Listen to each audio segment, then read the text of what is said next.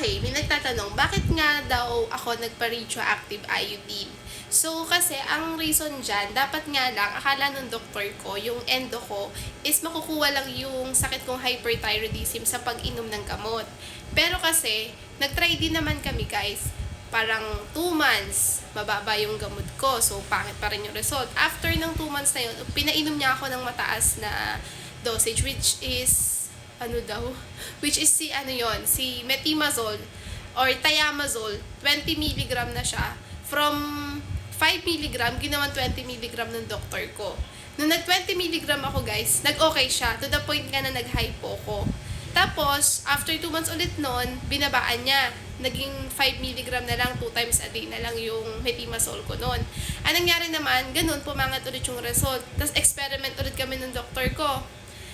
Ganun na naman siya, paiba-iba. So, yung doktor ko, sabi niya sa akin, in-offeran niya ako, gusto mo bang magpa-radioactive iodine? So, sabi ko sa kanya, sige dok, ano ba yan? Paano nga ba yung magiging process? In-explain naman niya sa akin.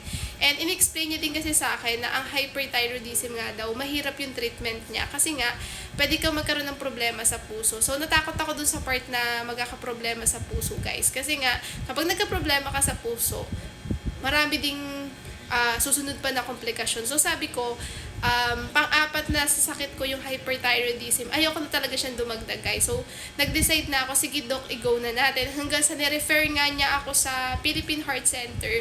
Nagtanong ako ng quotation, ganun. Tapos nakita ko yung presyo. Actually, nagkamali pa nga yung doktor ko, sabi niya mura lang daw yung babayaran, pero malaki pala talaga yung babayaran. Pero nakakatuwa lang kasi kay Philippine Heart Center, nag-a-accept sila ng guarantee letter. So ayun nga, 'di ba, na-discuss ko na sa inyo, naglakad ako ng mga guarantee letter, and yun yung pinambayad ko dun sa naging procedure ko na RAI uptake scan. So meron pa isa, RAI ablation, or yung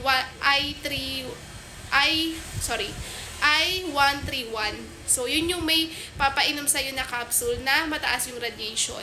So, yun yung talagang restricted na kailangan naka-isolate ka ng malala talaga. Kasi nga, yun yung mataas yung radiation. So, yun lang guys.